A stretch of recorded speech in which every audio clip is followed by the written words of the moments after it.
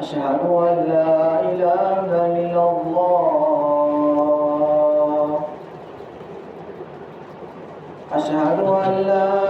إله إلا الله أشهد أن محمدا رسول الله أشهد أن محمدا رسول الله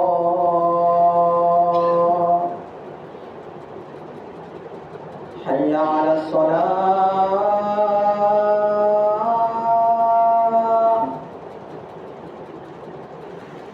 حي على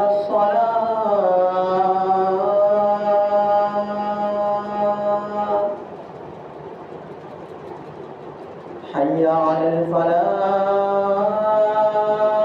الفلاح حي على الفلاح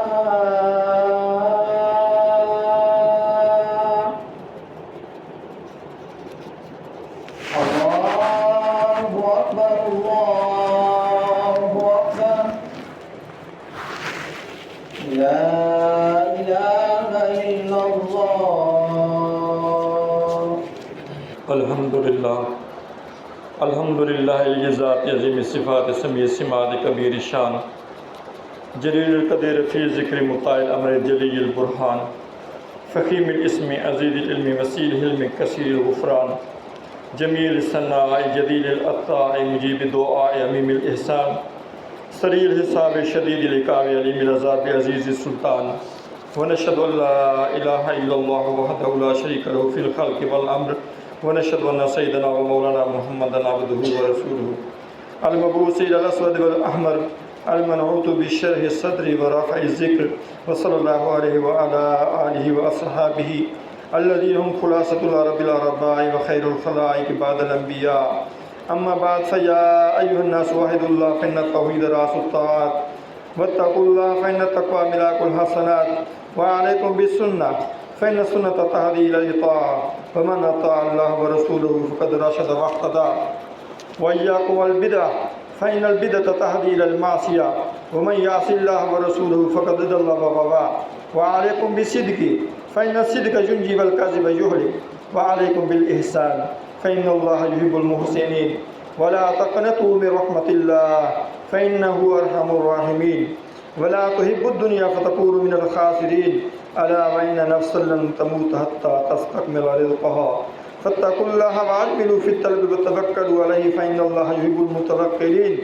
وادعوه فإن ربكم مجيب الداعين واستغفروا يمددكم بأموال وبنين أعوذ بالله من الشيطان الرجيم وقال ربكم ادعوني أستجب لكم إن الذين يستكبرون عن عبادتي سيدخلون جهنم داخرين بارك الله لنا ولكم في القرآن العظيم ونفعنا وإياكم بالآيات وذكر الحكيم أستغفر الله لي ولكم ولسائر المسلمين واستغفروه إنه هو الغفور الرحيم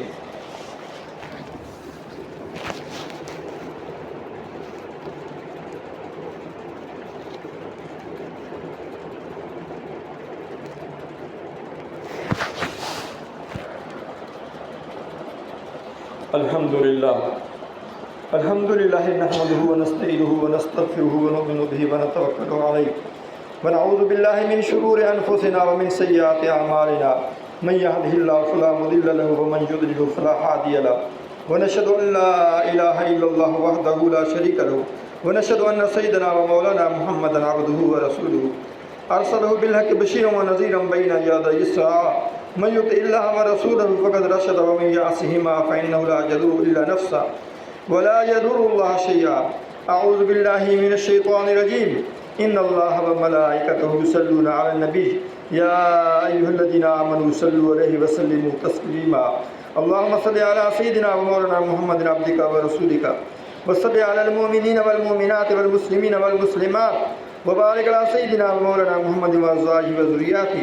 قال النبي صلى الله عليه وسلم أرحم أمتي بأمتي أبو بكر وأشهدهم في أمر الله عمر وأصدقهم حياء عثمان وأقضاهما علي وفاطمة سيدة النساء أهل الجنة وحمزة أسد الله وأسد رسوله رضوان الله تعالى عليهم أجمعين. اللهم اغفر للعباس وولده مغفرة ظاهرة وباطنة لا تغادر ذنبا.